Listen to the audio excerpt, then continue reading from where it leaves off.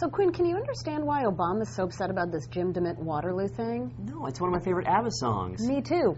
Waterloo, couldn't escape if I wanted to.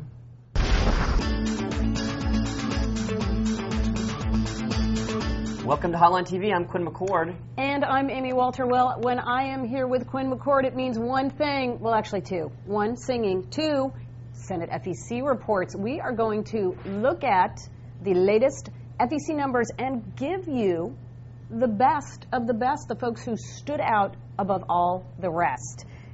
Interesting to note, as we go through these names, majority are Republicans. I think number one on our list should be Roy Blunt. Roy Blunt wins the Most Improved Award. I mean, you Definitely. know, in the first quarter, he only made like $500,000, $600,000, which, you know, for statewide, you know, former House Majority Leader. That's right. That was pretty sad, and he knew there was a chance he was going to run, so he should have been sort of stockpiling money. But he had a $1.4 million quarter this past year. I mean, well, and we're wondering if, at least I'm wondering, if this suggests that all the sort of rust he had in his campaign machinery has been sort of, you know, gotten out of the system, and he's going to put a team and a campaign together that takes him from congressional candidate to Senate candidate, and which isn't always an easy leap. Yeah, I mean, it demonstrates that all the establishments, both inside the state, outside the state, the NRSC is coming to support, and sort of the wheels of all the machinery is coming behind him. And, you know, some of it may be his strength as a candidate, but some of it may just be sort of, you know, right, the establishment getting up behind him. But he does have to continue to show he can raise this kind of money. Carnahan did show that she can raise, have 2 good quarters of fundraising. All right, Rob Portman in Ohio continues to impress. How much did he raise this quarter? $1.7 million, about what he raised last quarter. I mean, 2 back-to-back quarters shows that he can keep doing this. I mean, I think it's pretty clear he is his own machine at this point. Right. I mean, I think he's been at least mentally preparing to run statewide for a while, and you know, for someone who's been out of the House for a while and has only run in one little congressional district in the corner, those are 2 pretty good quarters. And they also stand in such stark contrast to Jennifer Bruner, who we still don't have her FEC report yet, but we expect it to be another disappointing quarter for her. And Fisher had a fine quarter, what, $900,000 raised, but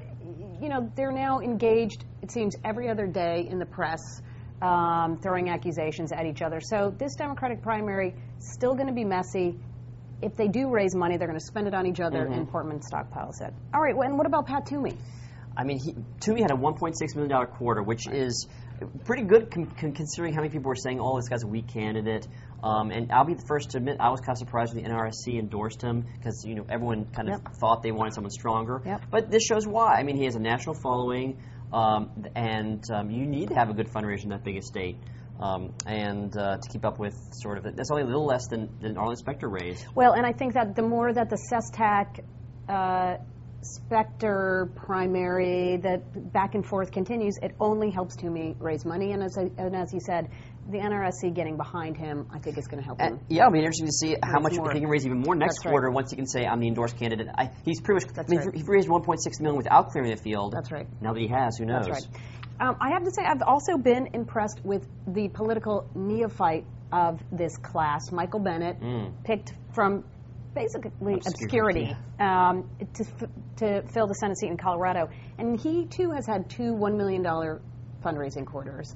This is a guy who, when you talk to Senate Democrats in private, they'll say, look, this guy works really hard.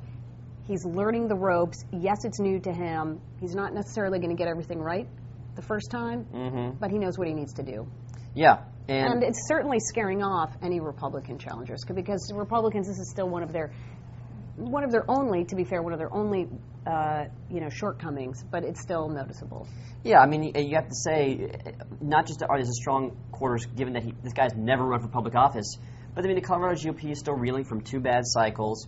I mean, he's going to be opposed. You can say, you can talk about you want Michael Bennett's never run for office before, but he's being opposed by a county DA and a city councilman, which, I'm not saying they're bad candidates, but they raised a couple $100,000, and there's no reason to think they're going to, take off, at least anytime soon.